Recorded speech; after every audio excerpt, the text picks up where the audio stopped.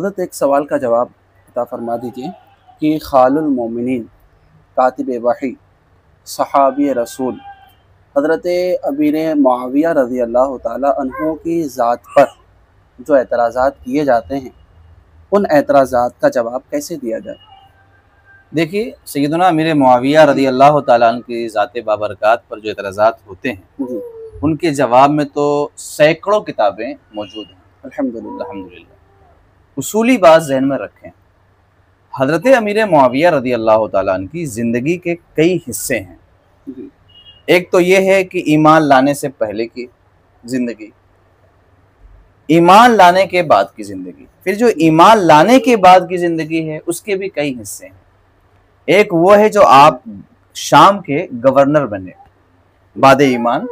जी, सैयदना उस्मान गनी रज़ी अल्लाह ताला अन्हु के शहादत का जो वाक़या पेश आया, खून उस्मान का जो क़िसास का मसला पेश आया, उससे पहले पहले जी, कि जो ज़िंदगी हज़रत अमीर मुआविया की है, उसमें कोई एतराज़ ही नहीं किसी को, जी, क्योंकि हज़रत उमर के ज़माने में वो गवर्नर रहे, जी, हज़रत उस्मान गनी के ज़माने में बड़े लंबे ज़माने तक आप गवर्नर रहे वहाँ के मुल्क शाम के, और बड़ा अच्छा इंतज़ाम संभाला आपने।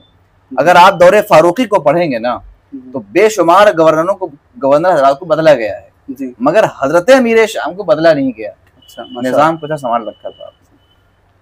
तो ये जो ज़िंदगी है, ये बेदाग है, जी, इस पर तो कोई एतराज़ बनेगी ही नहीं। जी, दूसरी ज़िंदगी शुरू होती है हज़रत उस्मान गनी रज़ी अल्लाह ताला अन्हु की शहादत के बाद, और हज़रत सैयदना मौलाए कायनात शेर खुदा हैदर कर्रार के से जो आपने मुतालबा किया क़िसास का, और फिर जंग सिफ़ीन वाक़ हुई, जी, ये ज़िंदगी का दूसरा हिस्सा है। दूसरा हिस्सा, जी, हाँ, मुतालबा से लेकर वहाँ तक के। जी, उसके बाद हज़रत सैयदना मौलाए कायनात शेर खुदा हैदर कर्रार और आपके माबिन जो सुलह हो गई, उस सुलह के बाद से लेकर ज़िंदगी का जो तीसरा हिस्सा है, वो बनेगा हज़रत सैयदना इमाम हसन मुज्तबा रज़ी अल्लाह ताला अन्हु की खिलाफत के वक़्त, आखिरी वक़्त तक, क्योंकि इस दरमियान में सुलह के बाद कोई मसला पेश नहीं आया। फिर ज़िंदगी का एक हिस्सा ये बनेगा कि सैयदना इमाम हसन हुसैन ने हुकूमत को, खिलाफत को अपनी मर्जी से सैयदना अमीर मुआविया के सिपुर्द कर दी। फिर वहां से लेकर आपके इंतकाल तक ये जिंदगी का आखिरी हिस्सा है। जी, अब जब भी कोई एतराज हजरत अमीर मुआविया की जात पर आए, जी, तो सबसे पहले ये देखें कि वो जिंदगी के किस हिस्से पर एतराज है। जी, जिस जमाने में आप गवर्नर थे, उस जमाने के मुतालिक कोई एतराज है, तो वो एतराज गोया हजरत उमर पर भी है, उस्मान गनी पर भी है, मौला अली पर भी है। ये देखिए सबसे पहले, और भी कई चीजें हैं। दूसरा ये कि जो एतराज हो रहा है वो खास जमल सिफ़ीन को लेकर के ही हो रहा है ना। तो पहले की जिंदगी तो क्लियर हो गई कि आप सहाबी रसूल हैं, कातिब वही हैं, आपकी बड़ी अजमत है। अब एतराज है कि आपने मुतालबा किया और फिर उसके बाद सिफ़ीन का वाक़या पेश आया। वाक़या पेश आया, बिल्कुल हक है, लेकिन ये भी सच है कि हजरत मौला अली के शहजादों ने सुलह की, जी, बेशक, तो जिनके साथ पेश आया उन्हीं के बेटों ने सुलह की। तो अगर वाक़या पेश आने की वजह से अगर आज तक उनको आप गाली दे रहे हैं, तो फिर हसन हुसैन को भी आप नहीं मानते, आप उनके नाम पर झूठी जो है आप मोहब्बत का जो है नाम ले रहे हैं, हालांकि आप मानते नहीं।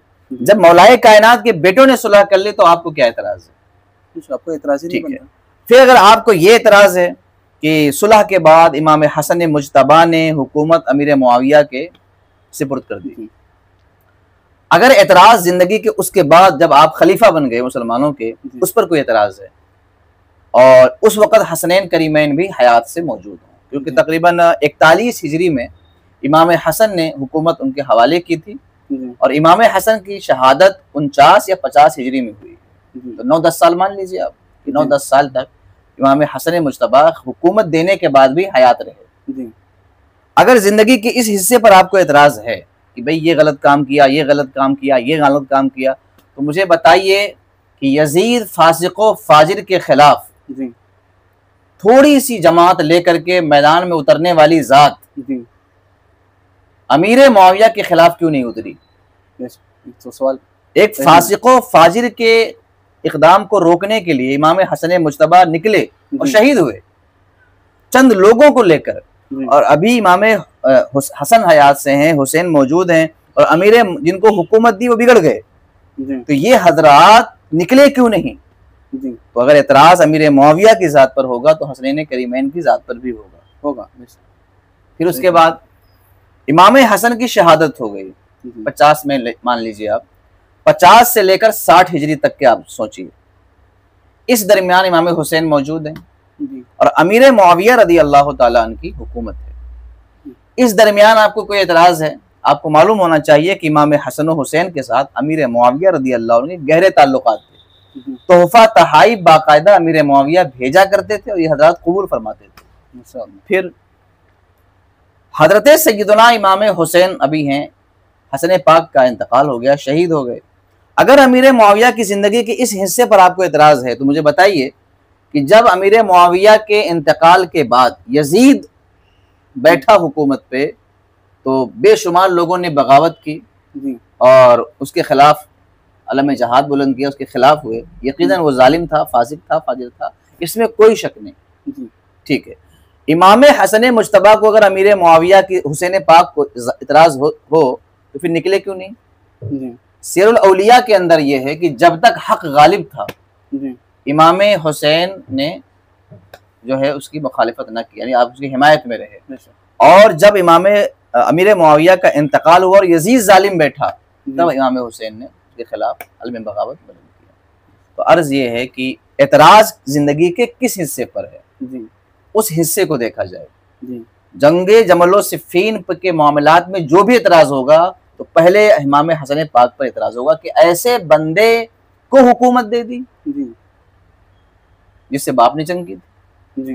तो दूसरी बात यह है कि एतराज़ किस नौइयत का है। अगर आप उनको सहाबी ही नहीं मानते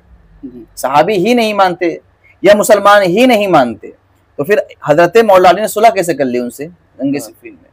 अगर आप सहाबी और मुसलमान ही नहीं मानते तो हसनैन करीमैन ने सुलह कैसे कर ली?